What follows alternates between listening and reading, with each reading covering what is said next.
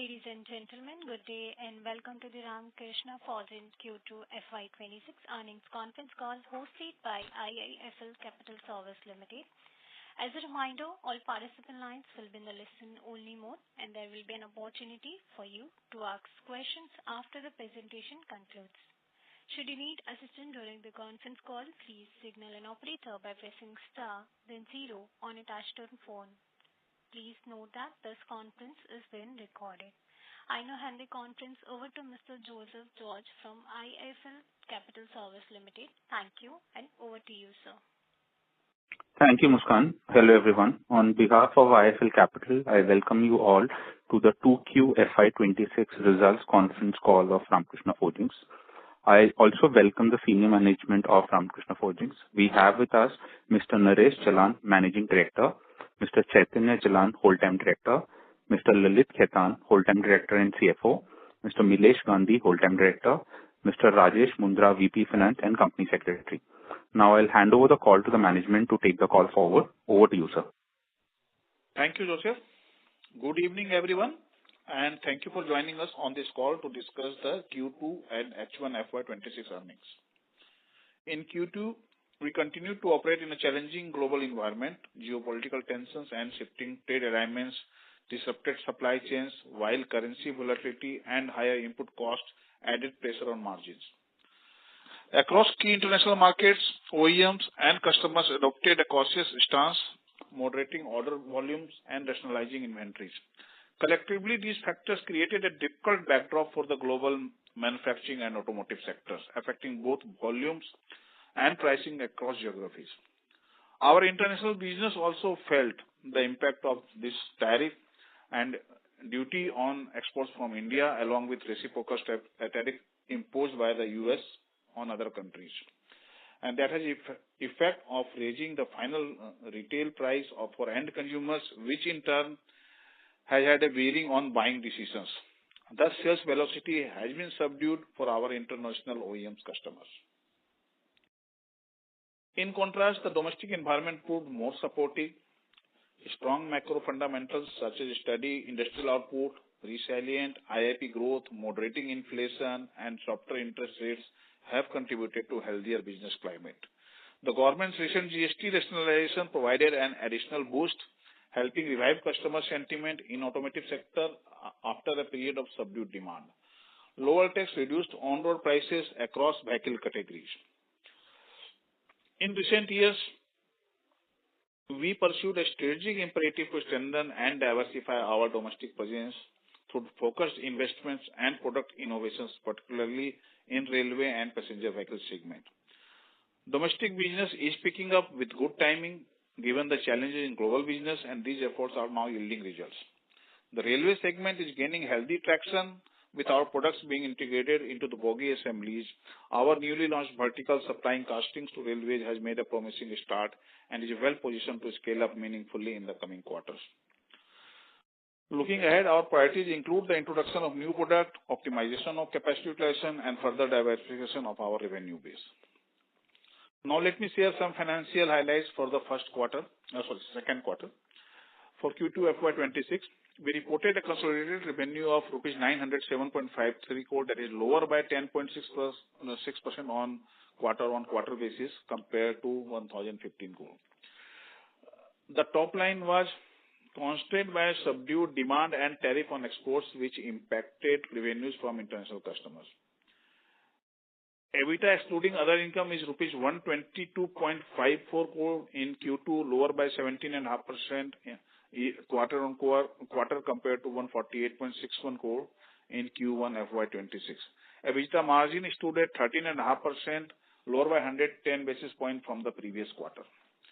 Profit after tax is negative. We have incurred a loss on consolidated basis of 9.5 crore in Q2 FY26. In the current quarter, this above loss basically is due to the few factors. One is the forex loss incurred by the company on import of equipments, that is amounting to 6.77 crore, and impact of tariff is 10.75 crore, which we have to account for in terms of the settlement with the customers. Loss of 3 crore we have incurred on account of operations in Mexico operations, and a loss of 4.84 crore has been from the JV again on account of forex loss on import of equipment. Cumulative, the above impact is about 25.26 crore on the overall profitability of the quarter. Otherwise, this quarter we could have posted a much better result. A few more highlights in this quarter. In August 25, the board approved allotment of 9,75,000 warrants to the promoter entity pursuant to the promised fund infusion, and an amount of rupees 51.19 crore of 25% of the issuance amount has been paid upfront, and balance will be paid before March 26. The board has approved another proposal today to issue 34 lakh share warrants at a price of rupees 588 per share, and total amount being 199.92 crore to Mr. Chaitanya Jalan, our promoter. Further amalgamation proceeding of Multitech Auto, the step-down subsidiary, and Mal Metallic with the Ramkrishna Casting Solution Limited is progressing well, and we expect the order from NCLT in the Q3 FY26. So that's on the update from my side. Now I hand over the proceeding to Mr. Milesh, Whole-Time Director, to update you on the market. Over to you, Milesh. Thank you, Lalitji. I would like to brief the fraternity here with during the Q2, the company secured new orders worth 1,116 crores with a program life of 4 years, excluding the railway segment. Out of this 1,116 crore order wins, 69% came from the automotive sector worth 777 crores, 27% came from the railway segment, that is 296 crores, and 4% came from non-auto, that is around 43 crores. This reflects our continued progress in our company's diversification strategy. Excluding railways, all orders wins were from international geographies. This is worth mentioning. And we would also like to state that for Indian Railways, the company received orders for the fully finished assembled bogie frames. And with the required approvals now in place, the bulk dispatches have already commenced. Apart from this, we have also received a very strong demand in castings for the railways, and we have backed order worth 200 crores for the same. That's from my side. Thank you. Thank you, Milesh. So that's all from the management side, and now the house can be open for the Q&A session. Thank you very much. We will now begin the question and answer session. Anyone who wishes to ask question may press star and 1 on the touchtone telephone. If you wish to remove yourself from question queue, you may press star and 2. Participants are requested to use handsets while asking a question.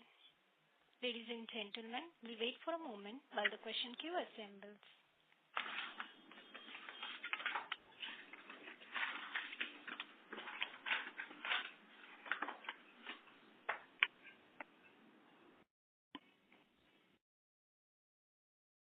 The first question is from the line of Siddharth Basi from SASS. Please go ahead. Hi, good evening. Thank you for the opportunity. I will ask a few questions, and I'd like it if you could answer them one by one, so that will be great. Firstly, regarding the drop in revenue and the drop in EBITDA margin, in the last con call, the management had told us that from Q1 onwards, Q2, Q3, Q4 will be looking progressively better, where there'll be an expansion in margins and a growth in revenue. So what made the revenue drop and the margins reduce? Because in the last call, you had also mentioned that the impact of tariffs was only 6 crores on a US customer. So that's nothing compared to our top line. So management now saying that the tariffs have led to a reduction in revenue does seem a little off from the last call. So could you just explain the disparity, please, and then I'll ask the other questions. So that actually, assuming that in the first quarter of the year, the tariff was only 25%, and post-reciprocal tariff of 25%, the tariff went up to 50%. And there was a lot of confusion until mid of September, when the government of US has clarified that automotive tariff is only going to be 25%.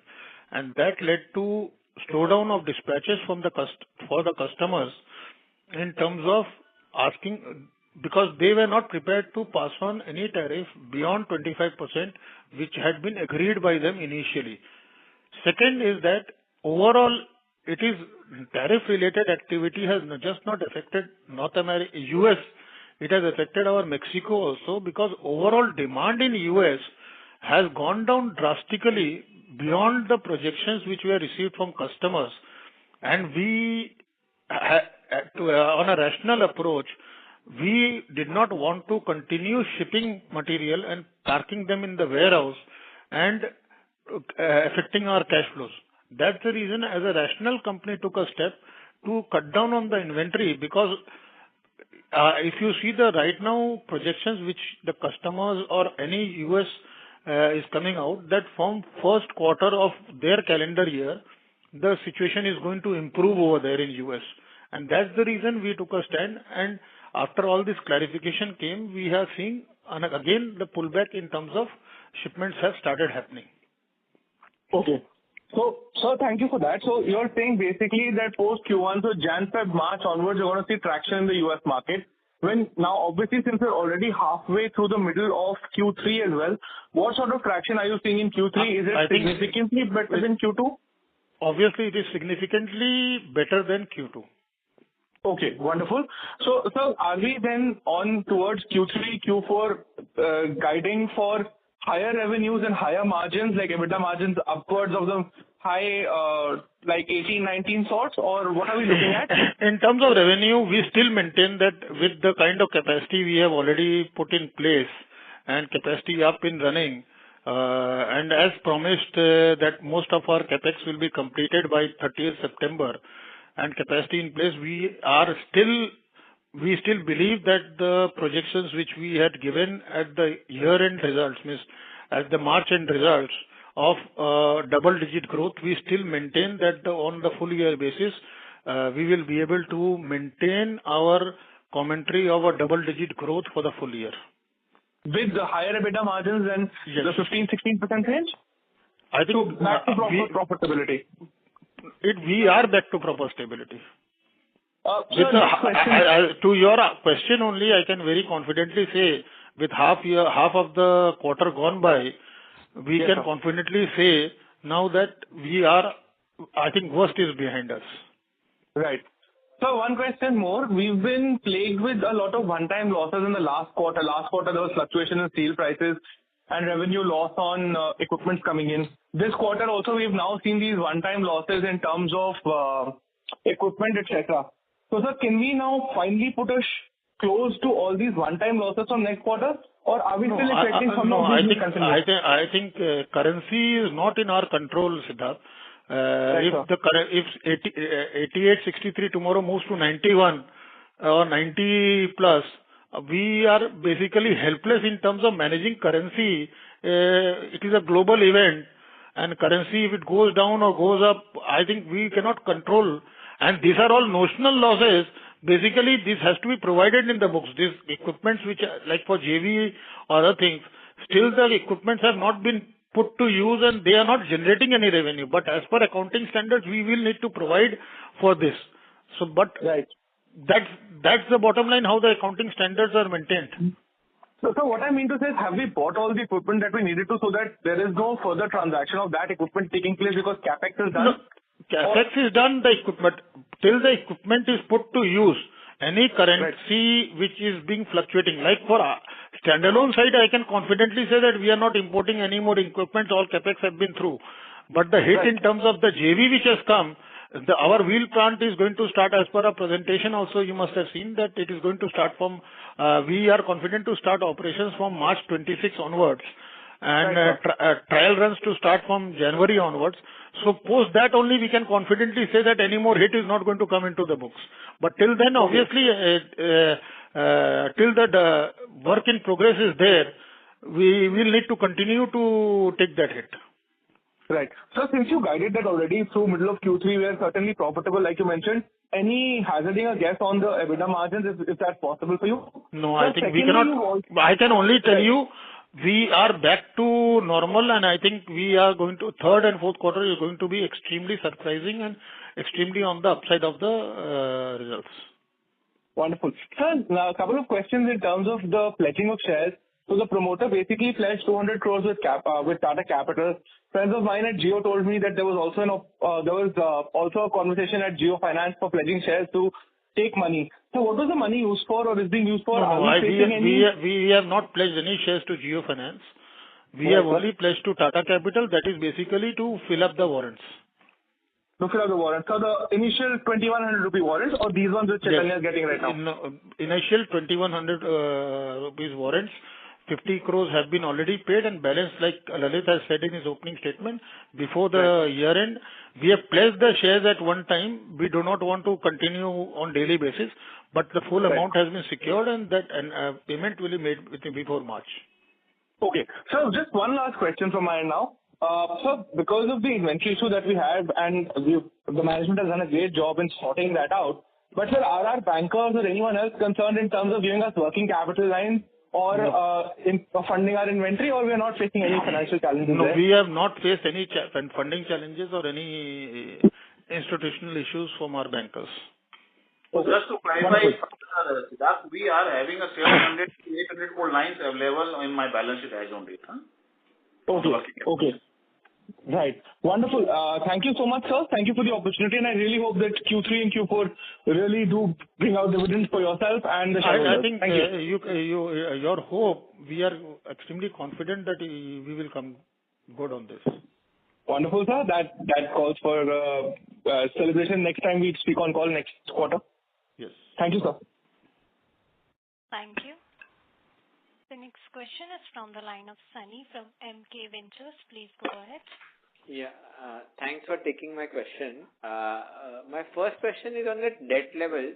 So debt levels have substantially shot up as on September 25th to I think more than 2,500 crores. So can you give some color on what has led to this sharp increase in the debt? Sunny, I will answer this because see, you can see that the profit has been muted, so there are no cash accrual happened in the first 6 months. And the debt has almost gone up by 600 crore in the 6 months. That is mainly on account of the capex program companies incurred about 400 crore, and you can see 200 crore reduction on account of creditors of the company. So that has led to this level, but that level is going to sharply recover in H2 with the promoters infusing money, 150 crore coming back from the income tax, and certainly the operating leverage improving on account of improved sales and profitability. Sure. So as per the cash flow statement, the consolidated capex for H1 was about 485 crores. So for the full year FY26, what is likely to be the level of capex outflow? So basically, what's the incremental outflow in H2?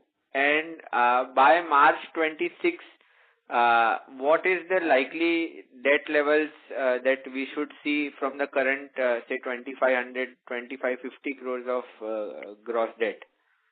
So, Sunny, 500 to 600 crore reduction we should expect by March 26 from here. And this includes the contribution from the warrant money from the promoter? Everything 500 to 600 should go down till March 26.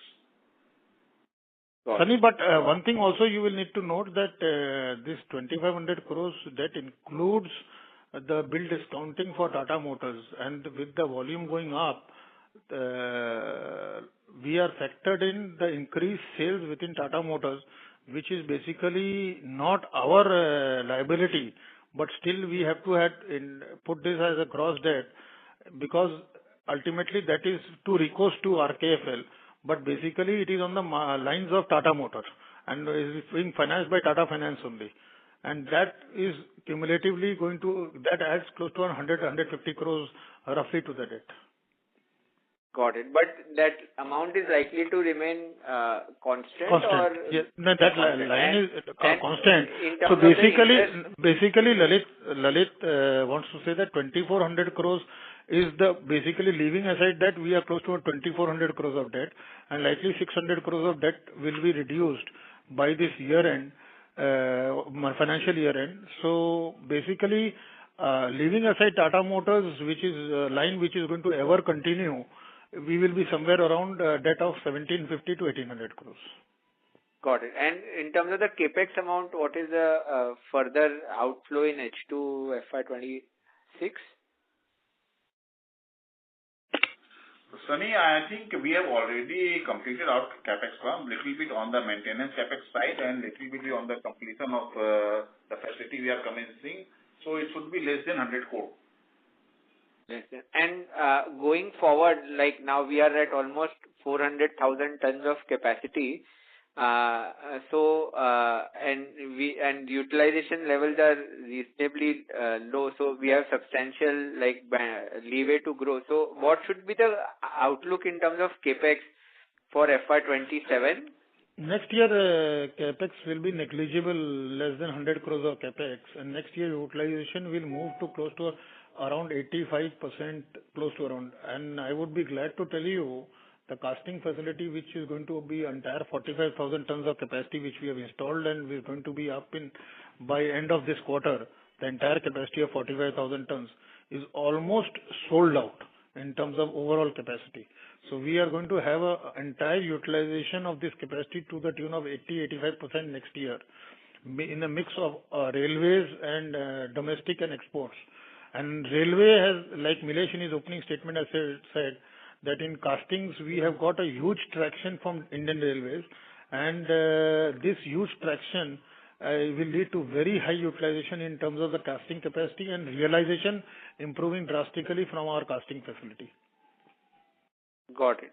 That is very helpful. And sir, one last question from my side. In terms of your guidance for H2, while we understand some of these new capacities will ramp up substantially, what is the assumption that you are making on the underlying markets? Are you expecting them to basically bounce back sharply or remain at the H1 levels? Because that will also kind of determine what kind of revenue and growth you are able to achieve in the second half of the year. I think domestic market has really bounced back very sharply post GST cut.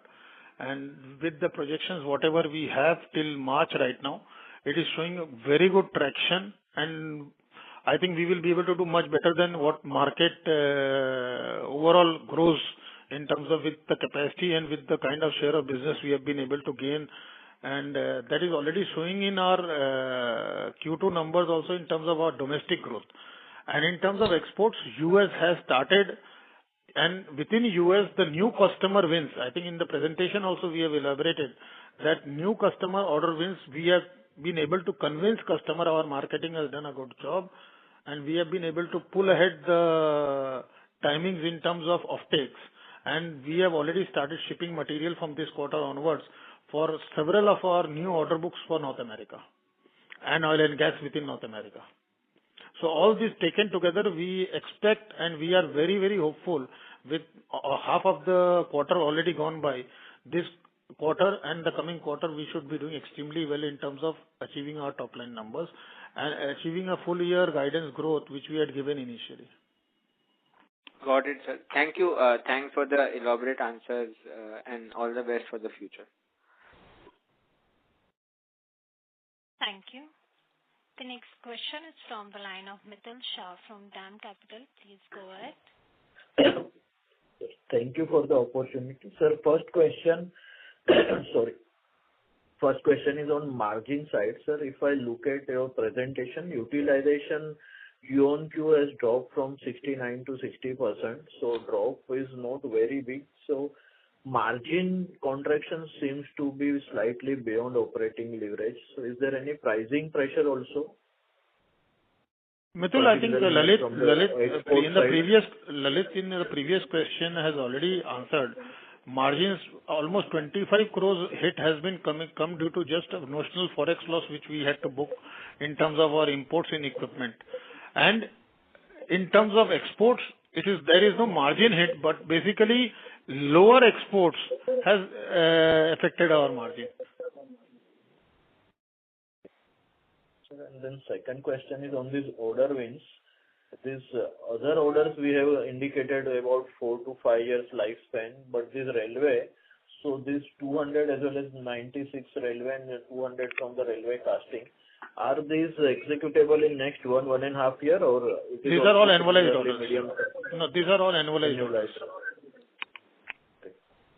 And lastly, on the railway project, sir, we are about to start the operation in March 26. So, what is further update or any trial runs or anything is likely to start soon in next 1 or 2 months, or March 26 will start with the trial runs initially and commercial production will start somewhere middle of 27. January we are starting trial runs, and we expect and we hope that from March onwards we start commercial production. So lastly on this, considering this current global scenario and US related challenges, what would be our long-term strategy to diversify this on the non-US export side in terms of the client addition or geography addition? Milesh, I would want you to answer this question. I would like to state that currently we are already, as you see in this quarter, whatever we have won on the order wins, this has all come from the outside the international geographies.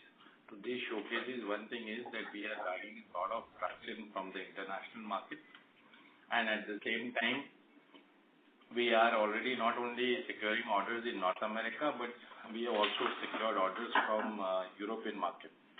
You would also, if you go with the H1 total order wins, you would have noticed one thing, that with regard to Europe itself, we have already bagged a lot of orders to this time and taking into Q1, I think 927 crores worth of orders have come from Europe itself. And at the same time, in North America, like 307 crores came from the PV segment. So this showcases that the company is working on the diversification strategy, and currently we have been able to bag good orders. And as Mr. Jalan already stated, that we have been also able to work in this period wherein we have been able to develop the samples and PPAP lots and all faster, so that we can go for a faster launch, as this being a alternative purchasing proposals which we have received from customers. I hope I have answered. Yes, sir. Understood, sir. Thanks and all the best. Thank you. A reminder to all the participants, you may press star and 1 to ask question. The next question is from the line of Joseph George from IIFL Capital. Please go ahead. All right, thank you. So, one clarification, you mentioned that about 25 crores of one-off impacts because of FX and Mexico losses, etc., were there in the quarter. I want to understand how much of this 25 crores is in standalone and above EBITDA.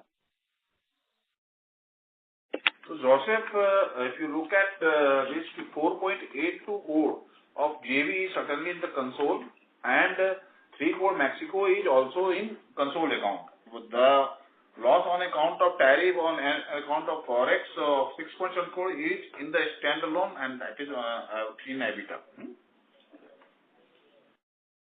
Understood. So effectively, you're saying approximately 16 to 17 crores is above EBITDA. Standalone EBITDA, yes. 16, 17 crores. Okay, understood. So that was one. The second thing I wanted to understand was, we have this 25,000 cold forging capacity, which was supposed to be 70%, booked by one OEM customer. Similarly, there's the aluminum forging capacity, which is also booked by a firm order. What is the status of these two capacities and the underlying orders, and which should we expect revenue generation? Cold forging already has started revenue generation, and I think we are almost at 40% utilization right now. There are bugs which we are trying to settle down, and I think we are expecting next quarter close to around 60% plus utilization, and going into FY27 go to around 80-85% utilization. in the cold forging side, which will be, I think, the peak utilization. And in terms of aluminum forging, our samples, PPAP, and everything has been accepted. And from this month onwards, means current month onwards, bulk shipments have already started. And I think we expect the utilization to go to 85%, close to around March or April of next year.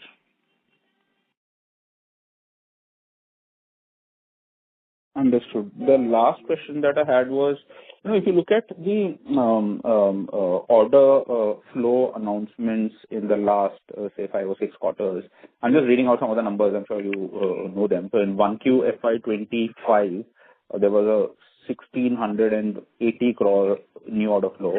In 2Q FY25, it was 1,500. In 3Q, it was about 700. And now in the first half, it is 1,700-1,800. So overall, in the last 6 quarters, you've received new orders of some 6,000 to 7,000 crores. I want to understand, when will these orders start generating revenues in aggregate? I don't want to get into individual orders. I think Joseph, I think there are parts of orders in this which are based out of Europe. They are going to start in phases from next year onwards.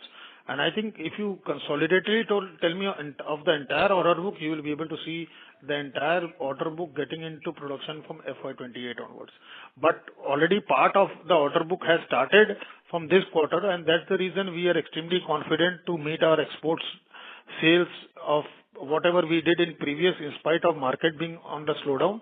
And in going forward from Europe and other places, we are looking at starting sales from first quarter of FY27, and almost by last quarter to reach 100% of this order book getting into sales.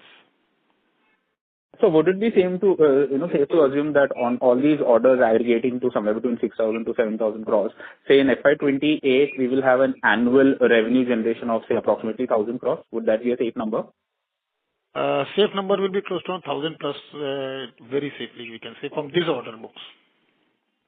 Understood, sir. Thank you. That's all I had. Thank you. The next question is from the line of Sunny from MK Ventures. Please. Yeah, hi. Thanks for taking a repeat question. So basically what I wanted to understand is we have about, with the current expansion, about 400,000 tons of capacity between forgings and castings. So what would be basically the peak utilization or peak volumes that we can achieve out of the current capacity, and what is the peak revenue which can be generated from this capacity? And my second question is, as the earlier, like pre the inventory issue, our margins used to be 20 to 23%, but that had a specific business mix in terms of largely forgings. Now, with the business mix changing to castings and forgings and some B2C products which include assemblies, what is the new normalized margins we can assume when we reach reasonable level of capacity utilization? So to answer your question one by one, I think in terms of at the peak utilization in terms of revenue, if we have the right product mix, which we presume in calendar year 27 by end, we should be having with the kind of order wins which we have had, we should be anywhere with the current capacity reach a revenue between 6,200 to 6,500 crores, depending on the commodity pricing, because commodity pricing is directly linked to the overall top line. In terms of margins, it is extremely safe to say that with the premix of casting and forging and with the kind of growth in terms of B2C axles and all, we may not be able to touch 20 to 23% because that was only for forgings. But in a premix of both the things, we are on the safer side, 17 to 18% margin going forward. Our aspirational growth still remains to go above 20 plus, but I think it will take some more quarters or year to because kind of value add we are also introducing in the system. We are hoping that much ahead of our calculated time, we will be able to come to those margins also. But very safely we can say that in a premix of casting and forging, 17 to 18% margin, we are going to get back to those figures very soon. Sure. Thanks for the answer. Thank you. A reminder to all the participants, you may press star and 1 to ask question.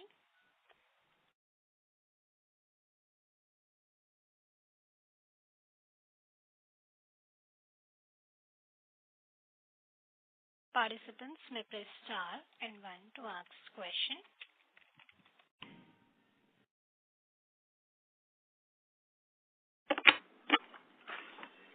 The next question is from the line of Saurabh from Sargi Capital. Please go ahead. Hi, am I audible? Yes, sir. Yeah. So, sir, I think I understand that, Q2 had a lot of tariff-related disruptions. So, but you had guided that, based on Q1 call, that by Q4, the standalone margin might start getting back to the 20-odd level. Now, in the updated scheme of things, when do you see that those standalone margins of 20% coming up? Is it now Q1 or No, 27? In standalone, we still see that by Q4, basically now we have two businesses, castings and forgings. Like in my previous answer, I said at a blended basis, we are looking at 17 to 18% margin. On a standalone basis at RKFL, we still are optimistic that we will be able to come back to those margins by last quarter or maybe by the first quarter. Okay, sir. Thanks. Sir, another point is, so one of our listed peers, Bharat Forge said that, let's see, this entire North America thing seems to be right now too uncertain. But we are confident that, that we would be back on growth path. I think tariff was more of a disruption rather than demand disruptor. Is that a fair understanding? No, I think tariff has nothing to do related with that. Tariff has disrupted demand also in North America.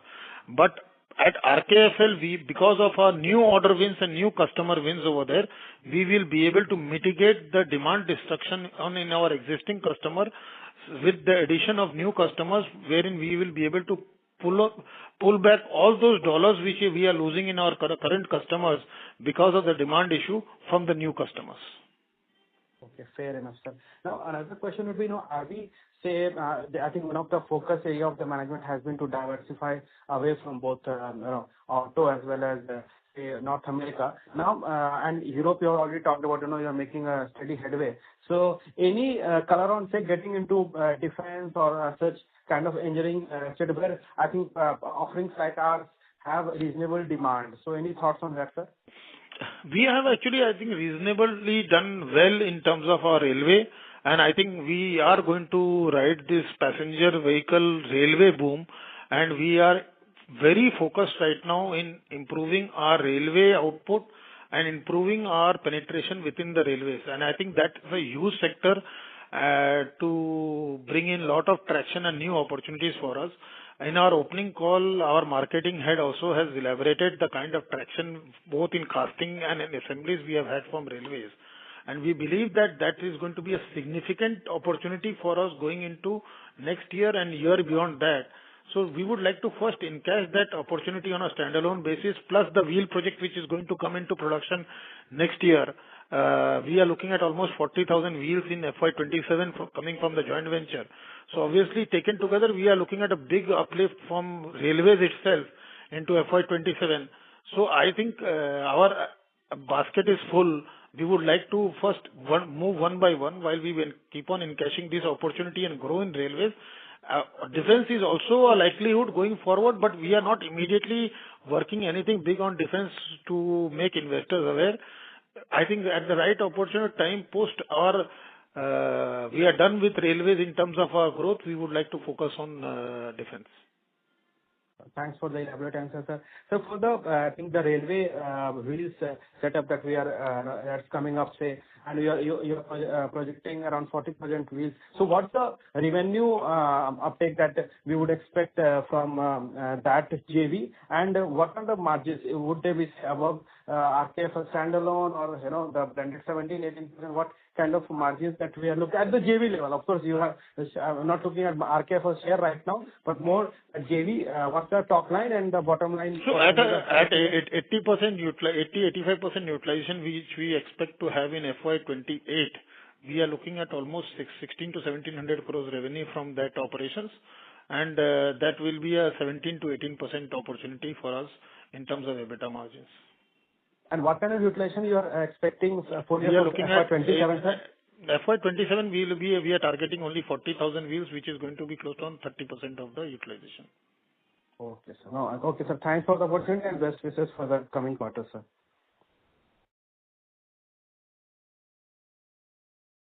Thank you. As that was the last question for the day, I would now hand the conference over to the management for the closing comments. Over to you, sir. Thank you. We would like to thank all for taking out time to join our earnings call. We hope we have been able to answer and address all your queries. For any further information, kindly get in touch with us or with CDR India. On behalf of Ramkrishna Forgings Limited, we wish you all a good week ahead. We look forward to interacting again in the next quarter. Thank you very much for talking with us again. Thank you. Thank you. On behalf of IIFL Capital Securities Limited, that concludes this conference. Thank you for joining us, and you may now disconnect.